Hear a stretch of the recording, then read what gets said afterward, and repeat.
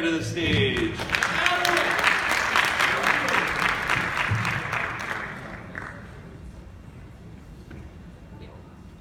Alright, I know you guys are all as tired as I am, so I'll try to make this a little quick. Alright, so hello everybody, my name's Adam, and I made this program called Typewriter. So what it is a simple program that allows you to print out this little template that I have, so I can show that right here. You fill out all of these boxes with your own handwriting, and it allows you to make your own font.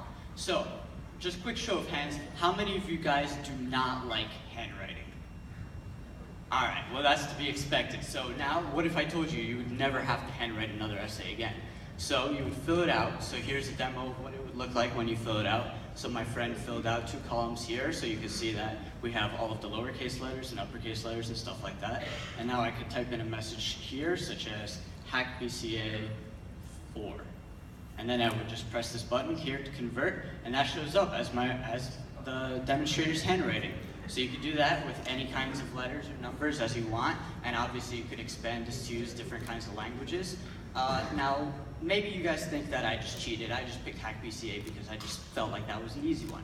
Well, perhaps I will compare this to a summer's day by pasting some Shakespeare. So here's an excerpt from Shakespeare. I convert this all, and now you see that I have this nice excerpt of Shakespeare, and now I can submit this for my literature essay.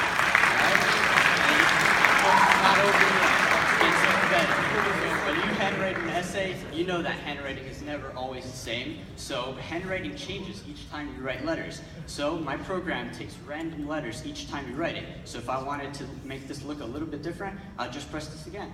And as you see, each time I press this, it changes again. And that's basically the premise of my thing, and you can print this out and submit this and never have to handwrite an essay again. Thank you very much.